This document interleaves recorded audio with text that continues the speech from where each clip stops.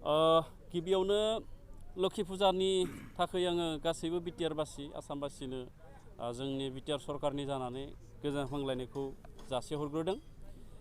गिबि खेबनि थाखाय जोंनि बड'लेण्ड टेरिटरियेल रिजन गभर्नमेन्टआ एबा सरकारा जोंनि सा सानजा भारताव थानाय गासै 10था सेक्सनेल काउन्सिलखौ लानानै मोनसे जोलुर बादायलायनाय जों खुंनो नागिरदों, जायखौ जोङो ISPL एबा इन्टार सेक्सनेल प्रिमियार लिग होननानै बुंदों सिजन 1। सिजन 1 होननायनि ओंथियानो जाहैबाय मा, बे बादायलायनायखौ जोङो जिहेतु बोसोरफ्रोमबो खुंगोन आरो बियो हयथ' देग्लाय जों बिटिसिआव खुंदोंब्लाबो नेक्स्टआव हयथ' कार्बिआ खुंनो हागौ बा डिमा हासावआ खुंनो हागौ। 10था सेक्सनेल काउन्सिलाव बे गेलेनाया बोसोरफ्रोमबो सोलाय जाबाय थागोन। बेखायनो जोङो बे सिजन 1 बेखौ होलांदों। 2, 3 बिदि नेक्स्टफोराव जालांगोन आरो बेवहाय जोङो 10था सेक्सनेल काउन्सिलखौ जोङो हांख्रायनाय जादों। नाथाय थेवब्लाबो 8था टिमा अलरेडि जोंहा फैबाय। नाथाय मेघालयनिफ्राय खासि आरो जयन्तिया बे मोननै दोलोआ फैनो हाया होनना बिथांमोना जोंनो फोरमायबाय। थेवब्लाबो बिथांमोननिफ्राय रिप्रेजेन्टेटिभ हिसाबै आलासि फैगोन आरो गुबुन गुबुन काउन्सिलनिफ्रायबो चिफ, डिपुटि चिफ आरो गोबां EMMCLफोरा फैगोन।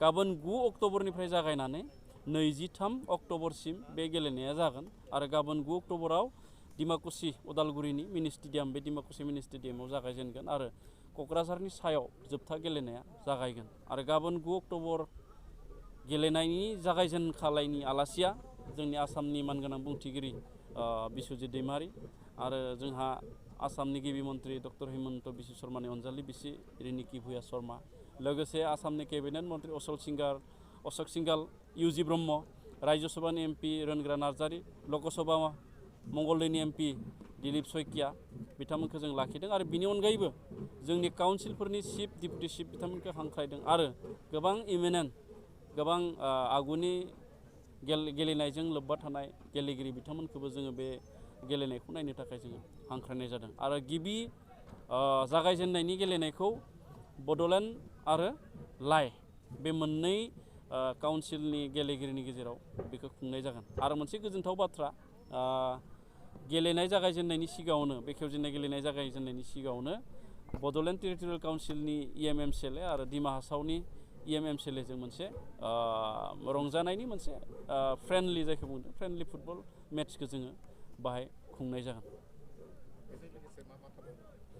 बेजों लोगोसे जोंहा गुबुन गुबुन हारि हारिसानि मथे आमार करा हल चिराङत आमी नाराखिम, क'क्राझार गोटे टीमखिनि চিৰাঙত খেলিবলগীয়া, কোকৰাঝাৰত খেলিবলগীয়া টিমখিনি আমি কোকৰাঝাৰত ৰাখাৰ কাৰণে ব্যৱস্থা কৰা হৈছে।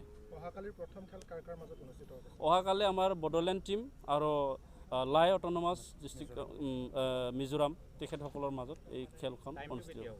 টাইমটো আমি বিফৰ মানে 6 PM, 6টাৰ আগত আমি খেলখন অনুষ্ঠিত হ'ব। যিটো প্ৰদৰ্শনীমূলক খেল হ'ব সেইখন, এইটো আমাৰ 3টাৰ পৰা আমি বা 4টাৰ পৰা আমি কৰিব বিচাৰিছোঁ। আমাৰ কালি ইনগুৰেল ফাংচনখিনি আমি 2টা বজাৰ পৰা আৰম্ভ কৰিম। কেন্দ্ৰীয় মন্ত্ৰী আমি নিমন্ত্ৰণ কৰিছিলোঁ, কিন্তু বহুত বিজি চিডিউলৰ কাৰণে আমি ইনগুৰেশ্যনত আমি পাবলৈ সক্ষম নহ'ল। কিন্তু আমি আশা কৰিছোঁ আমাৰ কেন্দ্ৰীয় ক্ৰীড়া মন্ত্ৰী অনুৰাগ ঠাকুৰ তেখেতক আমি ফাইনেল গেমত পাম বুলি আমি আশা ৰাখিছোঁ। ইতিমধ্যে আমাৰ ফাইনেল গেমৰ কাৰণে ইণ্ডিয়ান ফুটবল ফেডাৰেশ্যনৰ চেয়াৰমেন তেখেতক আমি পাবলৈ সক্ষম হ'ব বুলি তেখেতে কনচেণ্ট দিয়া হৈছে। অসমত থকা 3খন 6 চিডিউলৰ পৰা কোন কোন দলে অংশগ্ৰহণ কৰিব? ইতিমধ্যে অসমত থকা যি 3খন 6 চিডিউল কাউন্সিল আমাৰ বিটিআৰটোতো থাকিলে, ডিমা হাছাও আৰু কাৰ্বি আংলং, সেই 3খন থাকিব।